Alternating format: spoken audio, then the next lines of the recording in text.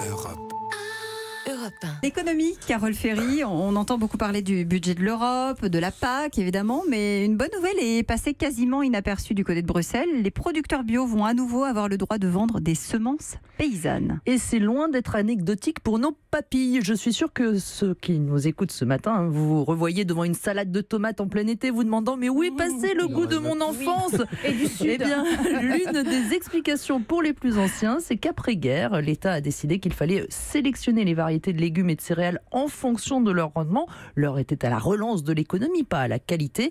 À ce moment-là, des catalogues ont été élaborés avec la liste officielle des semences pouvant être vendues. Première étape de la disparition de certaines variétés. Par la suite, producteurs, commerçants ont voulu en priorité des variétés qui résistent aux intempéries, aux maladies, au transport, à la conservation. Et là, je suis sûre que vous revoyez tous également des légumes sous vos yeux, sur les étals notamment de la grande distribution. Bref, ce légume idéal, il lui manque juste du goût. Mais aujourd'hui, on voit beaucoup revenir les fameuses tomates anciennes, justement. Oui, alors ça, c'est le résultat d'une bataille dans les années 90 pour voir revenir en effet sur les étals des tomates avec un peu plus de goût, même si elles n'en ont pas toutes encore. Pas toutes. Mais aussi d'autres légumes anciens disparus comme les rutabagas. Et ça a permis de faire un peu évoluer ces fameux catalogues. Mais les semences paysannes, ces semences hors catalogue non homologuées, restaient elles interdites à la vente. Plusieurs réseaux se sont battus ces dernières années pour qu'on ait droit à cette diversité. Même Carrefour a lancé cet hiver la vente des légumes interdits en Bretagne, en Ile-de-France. Chou-fleur de la Saint-Balthazar, courge caboche, oignon rosé d'Armorique, des variétés dont la vente des semences est donc interdite. Et c'est donc ça qui va changer. Exactement, l'Union européenne vient de donner un premier feu vert qui doit être confirmé le 22 mai et qui dit à partir de 2021, vous pourrez vendre en produits bio seulement, des semences paysannes qui ne sont donc pas inscrites sur les catalogues officiels. Alors il faudra quand même déclarer la vente de ces semences, envoyer un échantillon, il y aura un cahier des charges.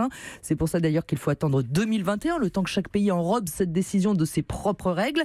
Mais d'ici 3 ans, on devrait voir arriver de nouvelles variétés de céréales, notamment. C'est là-dessus qu'il y a le plus d'expérience pour le moment, mais aussi de légumes. Les produits bio vont pouvoir proposer de nouveaux... Les producteurs bio, oula, c'est difficile, c'est vendredi,